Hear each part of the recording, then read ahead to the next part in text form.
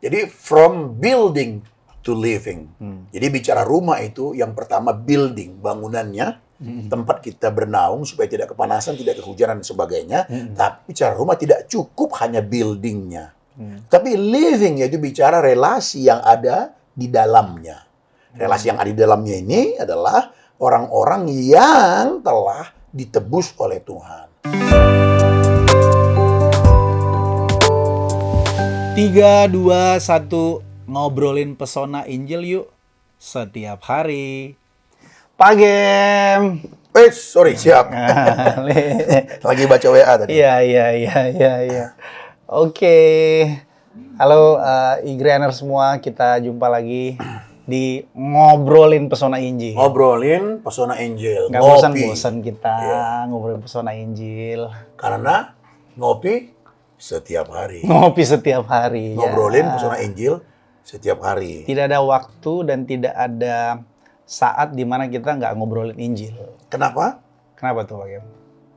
Martin Luther bilang, boleh dong ngutip kan? Oh iya, boleh dong. Iya, Martin Luther pernah ngomong ini bahwa beritakan Injil kepada dirimu setiap hari karena engkau melupakannya setiap hari. Oke.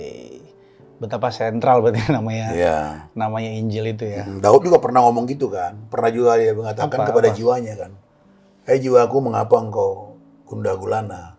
Bersyukurlah sama Tuhan. Oke. Mungkin berdasarkan itu kali ya.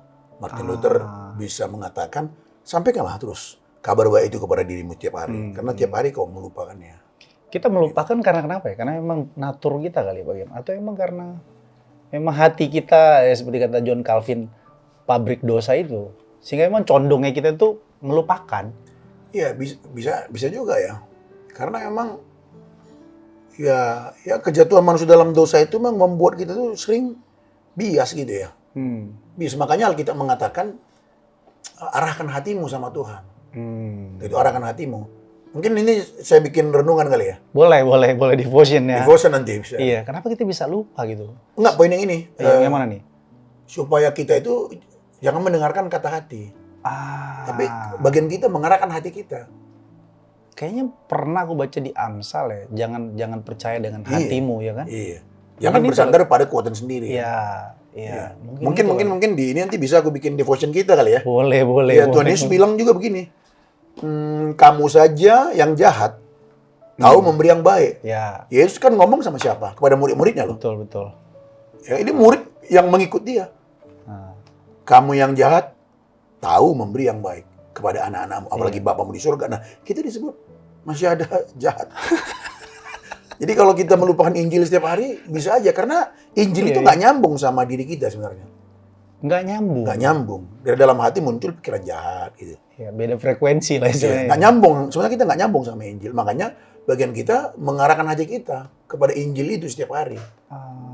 Karena hati kita nggak pernah bisa menyelamatkan. Tapi hati kita butuh diselamatkan. Ini menarik nih. Nah, ini devotion bisa kali ya. Hati kita apa tadi Pak Gem? Hati kita nggak bisa menyelamatkan. Nggak bisa menyelamatkan kita. Makanya jangan dengar hati itu. Dari dalam hati timbul pikiran jahat. Yeremia bilang hati itu licik. Banyak kan ayat-ayatnya. Betul. Hatimu yang jahat aja tahu kok memberi yang baik, apalagi Bapamu di surga gitu. Aku nih sebenarnya mau ngajak Pak Gem ngobrol Injil. Masih lanjut soal rumah sebenarnya. Iya, kita lanjut. Ini masuk ke masalah hati. Tapi waktu tadi ya. Nggak apa-apa. Ya. Tapi memang itu kan semua bermakna toh. Itu semua saling berkait satu sama lain kan, iya kan? Itu pasti semua saling berkait. Aku mau mulai dengan ini soal rumah nih, Pak Gem. Seorang filsuf abad pertengahan, Martin Heidegger.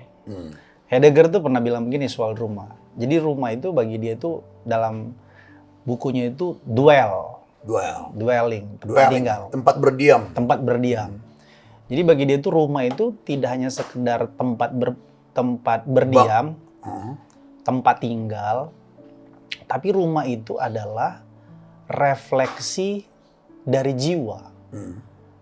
Refleksi dari jiwa itu kemudian dia akan menciptakan makna hidup, tujuan hidup.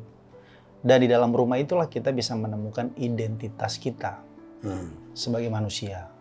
Itu filsuf, bisa dibilang ya itu bukan filsuf teistik ya. Aku pernah dengar sih namanya, tapi nggak pernah dengar kalimatnya. Iya, dia pernah bahas tentang rumah.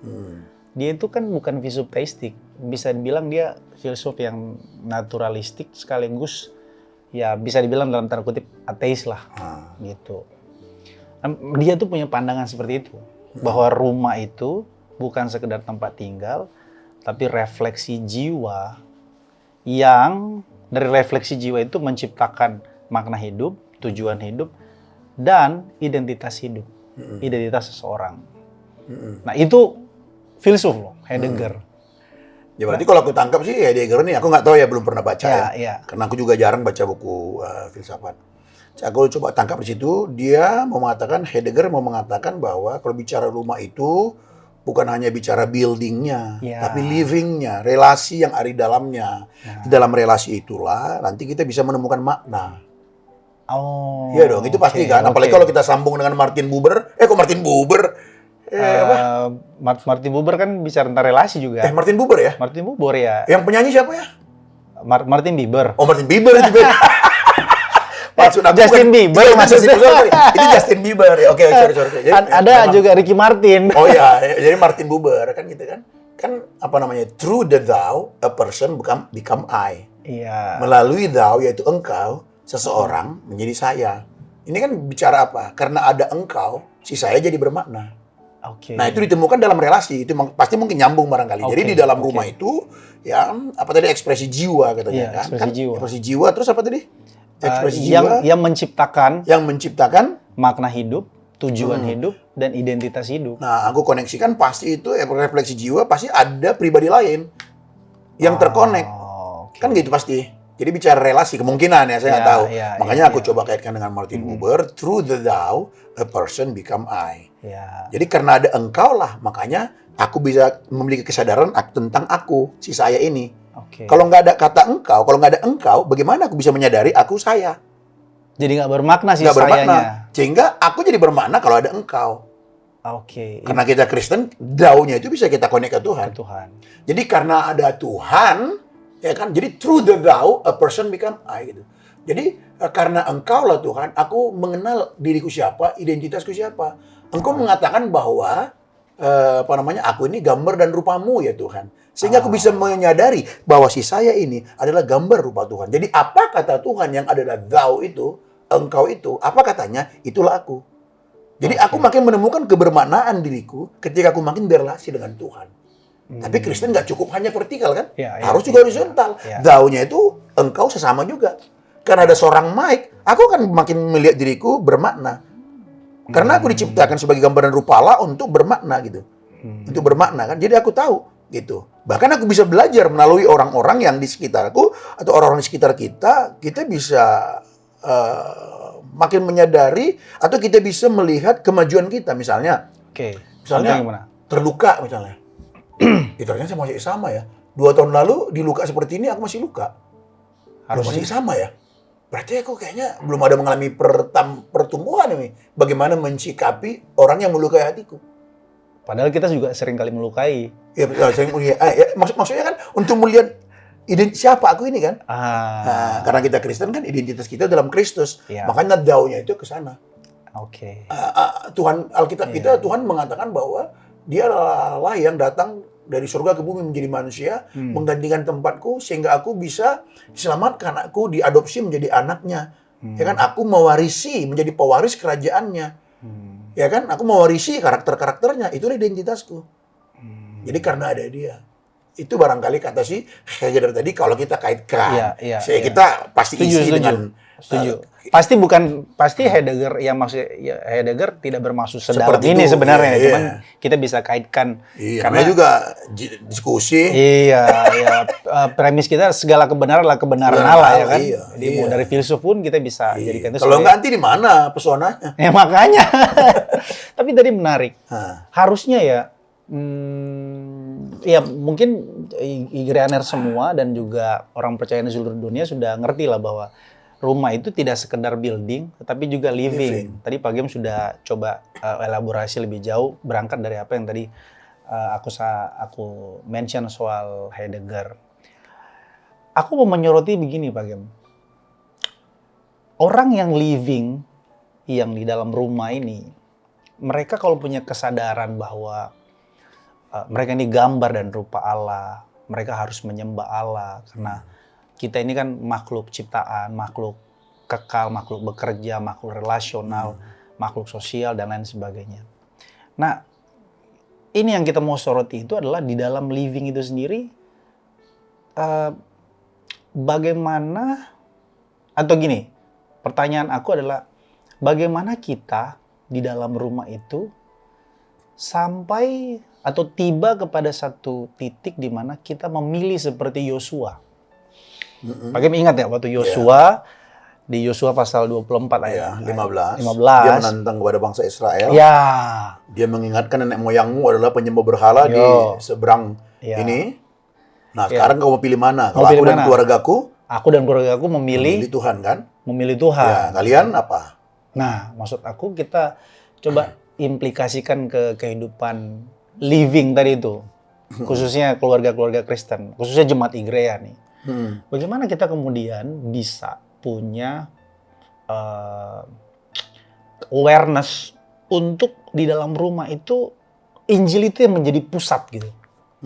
Injil itu yang menjadi gerakan yang mendorong, dan bahkan kalau value kita kan CKTP kan, cinta, keluarga. Nanti bagian bisa elaborasi itu, cinta, keluarga, teladan, pemberdayaan. Awareness ini bagaimana kita, ya ini juga sekaligus cara kita mengedukasi. Cuman membangun kesadaran itu loh, Bang. Maksud aku bisa kita punya radikalisme untuk memilih gitu. Memilih hanya ya livingnya itu memang fondasi rumah itu Allah itu sendiri gitu. Ya jadi boleh bagian elaborasi lah. Nah. Iya, coba saya merenung dulu sejenak ya. Iya. Memang aku suka banyak variabelnya mau nanya. Ya, no problem. Nanti bagian bisa elaborasi. Namanya juga kita ngobrol ya. Kadang-kadang lebih mudah menjawab sih, jujur aja. Lebih mudah menjawab. Iya, kan? Daripada membuat pertanyaan. Jadi menjawab itu nggak terlalu sulit-sulit amat kalau memang masih di seputar di bidang kita gitu. Kan? Jadi kan kita bicara rumah tadi ya, rumah. Jadi rumah itu jangan sampai lupa kita, ya, apa yang kita pahami. Rumah itu adalah satu tempat atau boleh katakan juga suasana di mana di sana hanya ada Tuhan. Itu idealnya. Itu rumah yang kita Itu rumah yang kita ya, karena Allah Tritunggal itu adalah komunitas. Itulah di sana dulu rumah, komunitas. Yang ada hanya Allah saja. Udah kita bahas tuh. Udah, jangan lupa ya. Ini fondasinya. Nah, jadi kita harus membahas rumah dari definisi yang kita bangun. Siap. Itu? Sorry bagaimana, aku potong dulu. Nanti saudara di kanan saudara ada lonceng, saudara bisa lihat ada postingan tentang landasan teologis tentang atau ada bunyinya nggak nanti? Teteh. Nggak tahu. Nanti lihat. Lalu jadi kita harus bahas dari sini selalu. Ya. Nah kemudian Tuhan menciptakan rumah di bumi. Dalam konteks keluarga Adam dan Hawa. Di sana pun hanya ada penyembahan kepada Allah. Jadi sebuah rumah barulah rumah ketika di dalam rumah itu ada penyembahan kepada Allah. Rumah baru dikatakan rumah. Dalam konteks keluarga gitu ya. Ketika di dalamnya yang ada hanya penyembahan kepada Allah. Jadi kalau masing-masing anggota keluarga di dalamnya itu tidak ada penyembahan kepada Allah, sesungguhnya itu bukan rumah yang dimaksud Alkitab atau yang kita maksud. Jadi inilah fondasi relasi itu. Jadi semua orang di dalam rumah, ya suami, istri, anak-anak dan orang-orang yang ada di dalamnya itu adalah orang-orang yang telah mengalami Kristus. Yang telah mengalami Kristus. Iya, sehingga relasi itu terbangun. Jadi relasi di dalam rumah itu sebenarnya adalah satu relasi cinta kasih yang berasal dari Kristus. Itu baru rumah. Karena banyak rumah, tapi di dalamnya ya orang-orangnya atau di dalam rumah itu tidak ada penyembahan sama Tuhan. Memang dia berelasi, tapi bukan relasi Kristen. Bukan relasi yang diajarkan Alkitab. Karena barulah dia rumah ketika masing-masing itu memiliki pusat Kristus. Kan gitu kan? Nah, jadi dari sini. Jadi tadi kan bagaimana supaya kita bisa memiliki self-awareness agar kita bisa radikal menjadikan Injil sebagai pusat kan gitu. Memilih Tuhan. Iya. Yang pertama-tama itu ada apa? Kesadaran bahwa bahwa hidupku bukan aku lagi, itu dulu. Ya dong, kalau dia sendiri belum memiliki kesadaran bahwa hidupnya bukan dia lagi, tapi Kristus yang hidup, bagaimana menjadikan Kristus pusat? Jadi harus dimulai dari kesadaran itu dulu. Nah, kan bagaimana kita bisa menjadikan Injil sebagai pusat, tapi kita sendiri sebenarnya belum menyadari itu. Nah, sebagai orang percaya, kita sadar nggak bahwa Kristus ada di hati kita, kan gitu. Percaya nggak Kristus mati untuk aku, menggantikan aku? Sehingga sadar nggak bahwa engkau telah memiliki identitas baru sekarang? Sehingga sebagai suami, dia bukan sekedar suami, tapi suami yang telah diciptakan baru. Wow. Istri bukannya sekedar istri, dia harus sadar. Tapi sebagai seorang istri yang telah diciptakan baru. Anak harus sadar bahwa dia adalah seorang anak yang telah diciptakan baru. Nah, makanya tugas jadi apa ya? Oke lah, saya asumsi dulu misalnya seorang suami tugasnya lah untuk menyampaikan itu kepada anak-anaknya, menggumulkannya kepada keluarganya. Kalau misalnya anaknya belum mengenal Tuhan, kan? Nah, inilah tugas seorang suami agar selalu menyampaikan Injil itu agar anak-anak semua ya mengenal Tuhan gitu. Gimana nanti anak bisa mengenal Tuhan kalau tidak terus-menerus disampaikan oleh yang sudah tahu? Puji Tuhan kalau semua Iya. sudah menjadi ciptaan baru. Betul. Asumsinya ya tidak semua lah di dalam tidak satu semua, keluarga kan? itu Nah, bisa aja anak atau bapak atau ibu. Iya toh? Nah, jadi tapi kita bicara ideal lah ya. Jadi semua di dalam keluarga ini sudah mengenal Kristus. Sadar identitasnya yang baru di dalam Kristus. Kan gitu kan? Sehingga mereka sadar, aku bukan hanya sekedar suami. Tapi aku suami yang telah mengalami ciptaan baru. Aku suami yang telah mengalami penebusan Allah. Nah, kan ini kan? Nah, lalu bagaimana supaya setiap hari? Nah, tadi yang kita katakan tadi. Nah, setiap hari harus mengingat ini. Menjadi tantangan adalah ya, kalau tadi kita mengutip Martin Luther kan, kenapa muncul seperti itu Martin Luther? Karena mungkin dia lihat dirinya, dia lihat sekitarnya, tidak membicarakan Injil setiap hari juga. Karena melupakan. Pasti seorang Martin Luther bisa menyampaikan itu. Ada latar belakangnya. Pasti ada latar belakangnya. Dan dia jadi lihat ini asumsi tapi ya. Asumsi. Jadi supaya kita bisa berkemenangan, kata Martin Luther, beritakan Injil setiap hari pada dirimu. Nah, jadi kita, bagaimana caranya? Salah satunya podcast ini. Ya. Dengan kita ngomong begini, yang mendengar, oh iya ya, jadi dia diingatkan lagi. Iya, betul. Kan gitu. Nah, jadi nggak ada cara lain, ya pinjam tadi ya, diskusi awal tadi. Nggak ada kata lain selain daripada kita berinisiatif setiap hari mengarahkan hati kita. Ya, mendorong diri kita untuk mengingatkan diri kita akan Injil itu. Menurut apa yang saya pahami dari Alkitab, kayaknya nggak ada cara lain loh. Kita sudah diselamatkan nih. Nah, next-nya emang kita robot apa? Enggak. Dari kita. Kan Injil itu kabar baik sudah terjadi memang. Nggak bisa kita ubah. Bukan nasihat baik. Bukan nasihat baik. Injil itu adalah kabar baik, bukan nasihat baik. Kabar sesuatu yang sudah terjadi. Yaitu apa yang telah Tuhan Yesus kerjakan kepada kita. Kabar itu tidak bisa kita ubah. Kita hanya bisa meresponi kabar itu. Nah, kita telah percayakan kabar itu. Responnya lah. Nah, dengan kita meresponi setiap hari, sesungguhnya kita sedang mengingatkan kepada diri kita akan Injil itu. Okay. Masuk nggak sih pertanyaan tadi ini? Masuk, ya, kan? masuk. Jadi aku nangkapnya gini Pak Gem.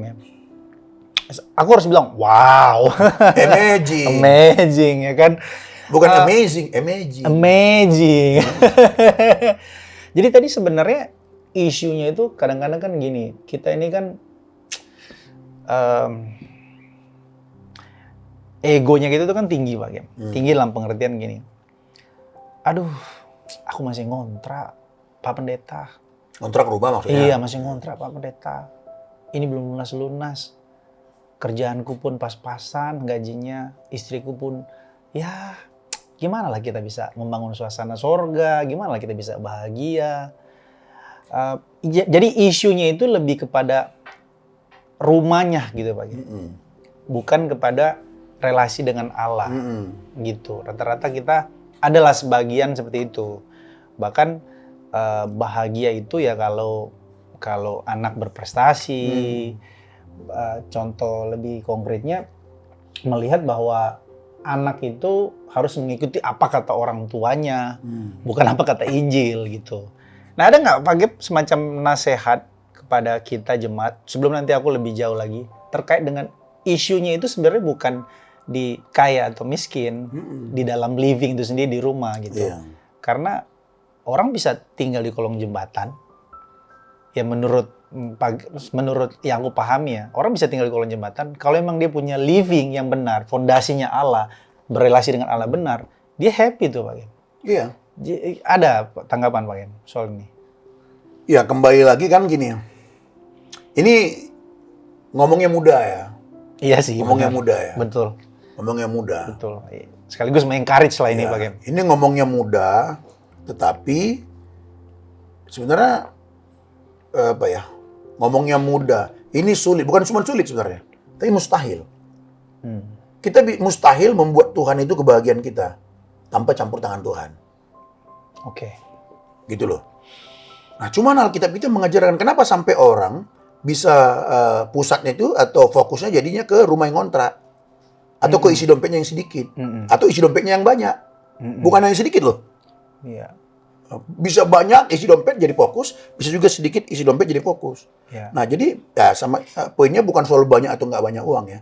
Poinnya kan sekarang bagaimana Kristus itu menjadi bahagia kita sebenarnya. Kan itu. Nah, kenapa dia ketakutan soal kontrak? Karena bagi dia kalau dia punya kontrakan udah lunas, itu bahagia dia.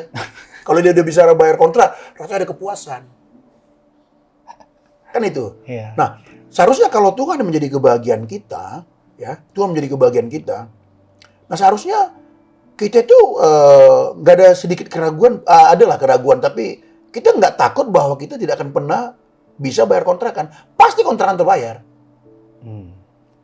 Nah, itu sama dengan kita nggak percaya sama Tuhan nantinya. Iya. Kalau gitu, kita nggak percaya sama Tuhan. Iya. Ya toh?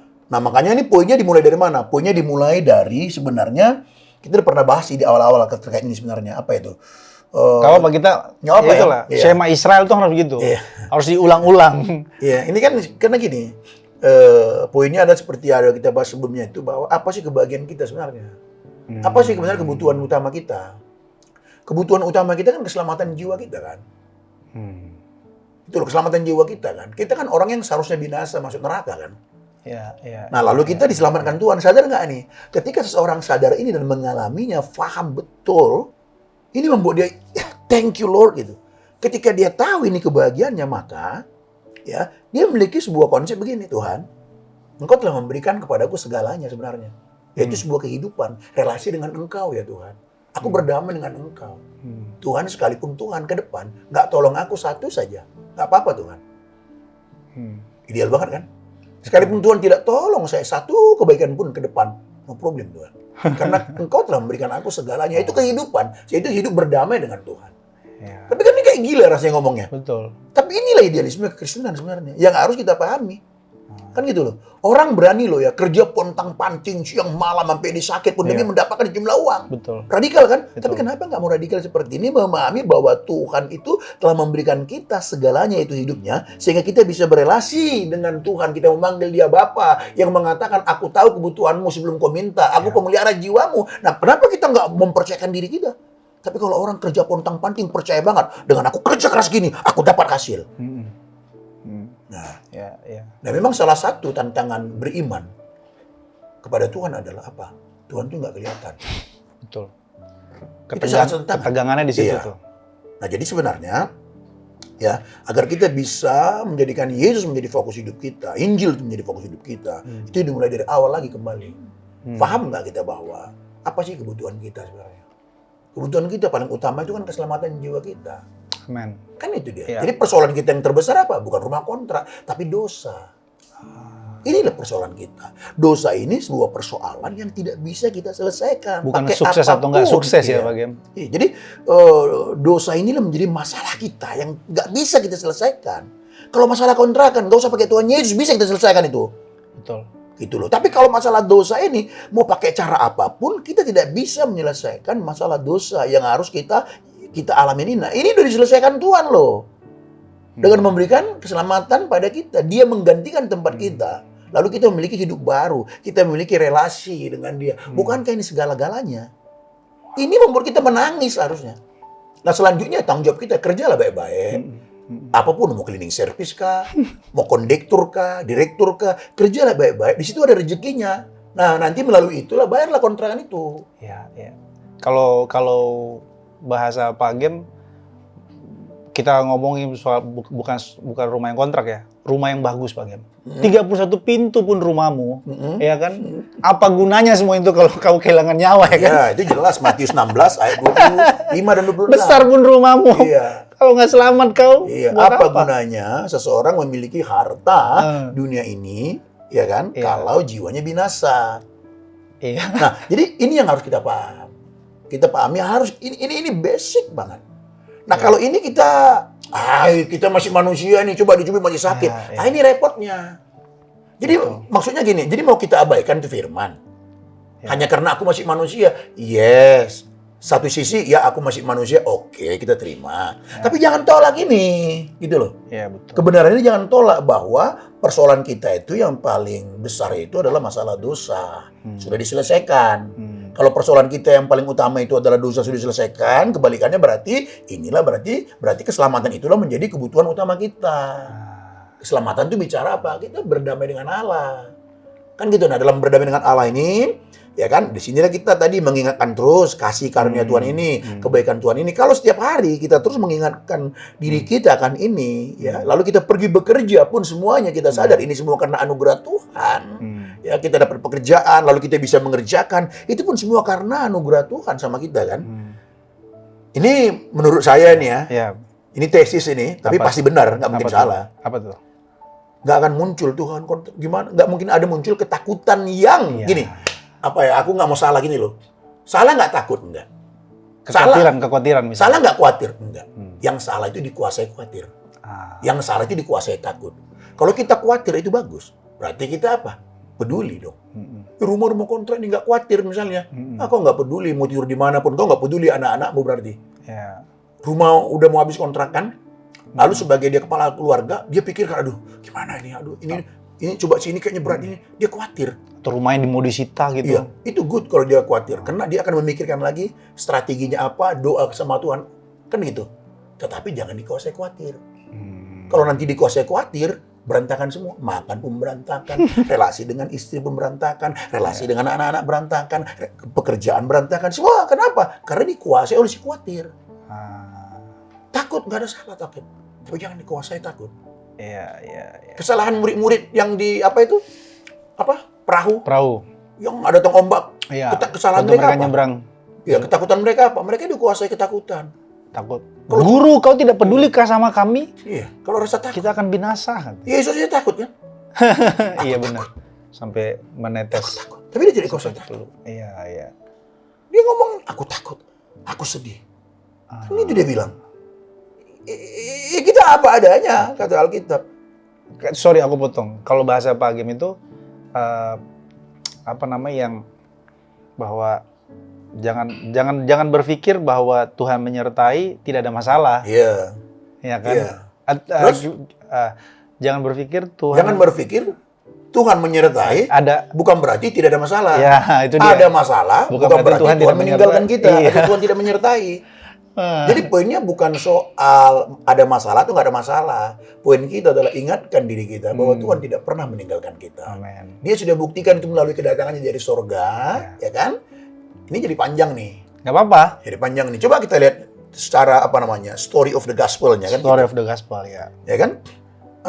Manusia diciptakan Tuhan di Taman Eden. Allah itu bersekutu dengan manusia. Jatuh dalam dosa putus toh. Ya. Tapi Tuhan tidak mungkin meninggalkan manusia tetap. Tapi dia menyatakan hadiratnya itu dengan caranya sendiri. Misalnya, pertama melalui perorangan. Lalu melalui kemah Musa. Dia hadir di situ sekali setahun kan, di ruangan maha suci. Ya kan? Itu semua kan perlambangan. Semua perlambangan atau apa? Tipologi ya bahasanya. Nah, tipologi. menunjuk kepada siapa? Bahwa akan datang nanti. Yaitu kehadiran Allah yang sempurna di dalam Kristus. Melalui kematian dan kebangkitannya, ya kan? Sehingga kitalah menjadi rumah Allah, dwelling place tadi itu. Ya. Tempat Allah berdiam, ya kan? Jadi Allah itu permanen sekarang dalam diri kita. Itu artinya apa? Tuhan menyertai kan? Itulah Immanuel. Nah, jadi ingatkan pada diri kita tentang Allah Immanuel ini setiap hari. Itu loh, bahwa apa yang telah dia lakukan bagi kita, hidup gua karena anugerah dia, bukan karena kuat dan gagahku. Sehingga adapun persoalan-persoalan dan sebagainya, itu bukan menjadi isunya. Isu pertama yang dia selalu pikirkan adalah bagaimana relasi gue dengan Tuhan ini. bagaimana berelasi dengan sesamanya atau pasangannya atau di rumah. Kan gitu tadi ceritamu Iya, tadi iya. dari awal kan. Jadi Iya. from building to living. living. Nah, ini kayaknya mesti ada sesi 2 nih, Kak. Iya kan? It's okay. Kita mainkan di sesi 2 nanti. Karena Sesi kita kedua nih. karena aku, Living di dalam rumah itu kan. iya, karena aku belum masuk ke core value kita juga tuh. Karena Iya. bagaimana implementasi cinta, keluarga, teladan dan pemberdayaan itu, Pak Gem. Iya, jadi ya relasi dalam rumah itu bagaimana seorang anak ketika melihat anaknya salah, Iya. ya kan? Bagaimana itu mesti kita ceritakan juga itu. Ini dia nih, ya kan? Ini Tapi dia. kayaknya jangan pakai igrea kali deh. Ini jadi kayak ini kita kayak kejumat igrea aja jadinya nanti nih. Iya, ini kita bisa bilang bahwa ini berlaku untuk umum sih sebenarnya. Iya, cuma ada kata igreanya kan. Iya. Kita buat podcast ini kan bukan hanya untuk igrea. Betul. Seluruh jemaat ya. Siap. Nanti kita bisa bahas di Nah, part kalau ini bisa nih kopi untuk semua. kita bisa bahas di part 2. Memang menarik nih. Iya, jadi gitu ya. Sorry Pak Gem, sebelum aku lupa. Salah satu dosa orang percaya itu, aku sering dengar dari Pak Gem, adalah ketidakpercayaan.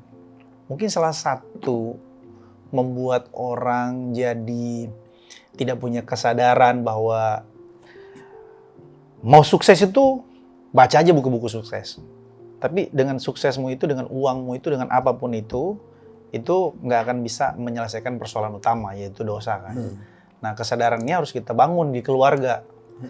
Nah, kita belum bahas keluarga nih Pak Gem. Nah, maksud aku, tolong Pak Gem ingatkan kita semua, Igreaners, soal ketidakpercayaan ini. Nah, jadi sebenarnya gini, kalimat itu Sekaligus Pak Gem bisa deskripsikan lah terkait dengan living itu sendiri, sejauh mana bisa kita embodied. Maksudnya embodied itu apa ya? Mendarah daging. Iya, mengejawantahkan Iya. dari darah daging. Iya. Iya. Jadi lupa aku tadi apa tadi?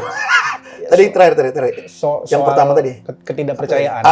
Jadi waktu dikatakan begini itu aku baca aku baca sebenarnya itu tapi lupa siapa ya yang mengatakan bahwa dosa orang percaya itu adalah tidak percaya. Artinya gini. Keselamatan itu kan kita dapatkan kan karena apa? Kan keselamatan anugerah. Lalu kita percaya kepada anugerah itu kan. Jadi artinya keselamatan bukan karena apa yang kubuat. Itu maksudnya. Nah, jadi aku ini diterima Tuhan, kita berkenan sama Tuhan, terselamatkan bukan karena apa yang kubuat, apa yang kita buat. Tapi karena kita percaya akan apa yang telah Tuhan buat bagi kita. Itu maksudnya. Nah, tapi dosa, orang itu tidak percaya, orang Kristen tidak percaya, artinya adalah sering sekali dalam praktek hidup kita nggak percaya bahwa kita diterima Tuhan karena kebaikan dia, karena anugerahnya. Makanya, satu kali seseorang misalnya kecapean, lupa bangun pagi, bangun kesiangan. Lupa bangun pagi udah mati. Ya. Iya.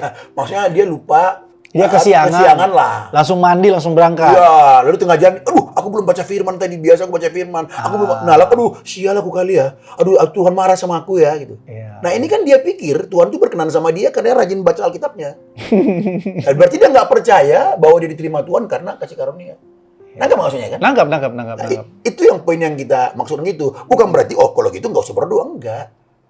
Poinnya adalah supaya ketika kita berdoa, ketika kita baca Alkitab, ya, jangan pernah berpikir kita diterima Tuhan karena baca Alkitab itu, enggak loh. Oh, oke. Tapi karena salib itu kita diterima. Mantap. Ini kan sering aku ulang-ulang bagian ini ya. Ya maksudnya ini Iya. bagus sekali untuk kita tanamkan ke orang tua ke anak. Itu tadi jadi living. Iya. Penyembahan kepada Tuhan itu jadi makin nyata gitu Pak. Jadi itu kalau bicara soal dosa ketidakpercayaan. Ya. Jadi kita ini diterima Tuhan bukan karena kebaikan-kebaikan yang kita buat, bukan, tapi karena kita percaya karena anugerah Tuhan dan kita percaya kepada anugerahnya itu loh. Lalu kita responi anugerahnya. Nah, itulah dia kan. Dengan kita dipulihkan berelasi dengan Tuhan kan akan menghasilkan perbuatan-perbuatan baik. Inilah yang memotivasi kita berdoa. Ini yang memotivasi kita baca Alkitab, gitu loh. Nah, terus gini, yang tadi nih, ini kayaknya udah mau terakhir nih ya. Iya. Udah mau habis waktu kali. Udah mau habis. Udah habis juga sebenarnya. Udah habis Tapi ya? nggak apa-apa, Pak Gem tambahin. Itu gara-gara pertanyaanmu yang terakhir tadi Iya, sebenarnya. karena aku tadi Oh, gitu. agak penasaran waktu Pak Gem menjelaskan. Oh iya, ini salah satunya ya karena kenapa kita nggak punya awareness? Karena kita nggak percaya bahwa kita itu sudah diselamatkan, Iya. sehingga Injil itu nggak kita Iya, makanya sampaikan. kepada Bapak Ibu sekalian, ya, Jangan lupa, jangan tolak bahwa engkau telah diselamatkan Tuhan. Bapak Ibu percaya kan bahwa Yesus mati untuk Bapak Ibu kan? Dia menggantikan tempat kita yang harusnya dihukum kan? Nah, kalau percaya Bapak Ibu diselamatkan. Saya diselamatkan. Nah, lalu berdoalah rajin, beribadahlah rajin, baca Alkitablah rajin. Sebagai respon dari percaya kita tadi. K3I jangan lupa pakai komunitas. Iya, iya kan? Masuklah komunitas kan gitu. Jadi jangan pernah berpikir ya kita karena kita rajin berdoa, kita rajin baca Alkitab, Tuhan terima kita. Nggak pernah itu, nggak ada ayatnya itu. Nggak ada. Nah, kembali lagi, dengan kita memahami begini, maka ini akan sangat menolong sekali dalam relasi kita dalam rumah. Jadi nanti kita lanjut lah ya. Di dalam Efesus pasalnya yang kelima itu. Wah, itu panjang tuh, ini sekedar aja nih. Kasih aja disclaimer-nya, Pak. Nanti kita lanjut. Di dalam Efesus pasal 5 ini, jadi ada itu unsur vertikal yang nggak boleh dilepas. Semuanya dikaitkan sama Tuhan. Iya. Nanti Efesus pasal 5 dibaca lah di rumah sendiri. Siap. Nanti kita bahas. Ayat 22 sampai terakhir tuh. Itu salah satu teks yang aku suka karena Paulus ngomong gini, rahasia ini besar. Iya. Ya, jadi oke, ini closing nanti nggak bisa habis tar ya kan? Siap. Karena nggak bisa habis kan mau seru memang ini kalau juga lapar juga soalnya. Iya, siap. Apa tuh Pak Gem? Jadi from building to living. Jadi bicara rumah itu yang pertama building, bangunannya, tempat kita bernaung supaya tidak kepanasan, tidak kehujanan dan sebagainya. Tapi bicara rumah tidak cukup hanya buildingnya. Tapi living yaitu bicara relasi yang ada di dalamnya. Relasi yang ada di dalamnya ini adalah orang-orang yang telah ditebus oleh Tuhan.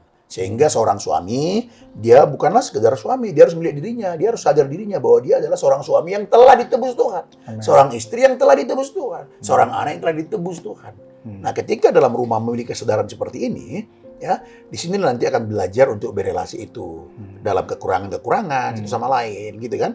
Nah, relasi itu akan bisa terbina dengan baik karena sama-sama sadar orang yang telah ditebus oleh Tuhan. Aduh, panjang banget kita diskusi ini tapi yuk. Gak apa-apa lah. Waktu juga kita ya. lain waktu kita bisa bahas ini lagi di part berikutnya. Alangkah baiknya kalau keluarga-keluarga yang sudah ditebus Tuhan memahami ini ya. Dia bawa ke gereja, dia bawa ke negara, dia bawa ke tempat kerja. Betul. Indah sekali. Betul. Pesona Injil itu bisa memperindah seluruh dunia. Mantap. Nanti kita lanjut lagi Pak Gem. Thank you so much. Oke lah, thank you. Sampai jumpa.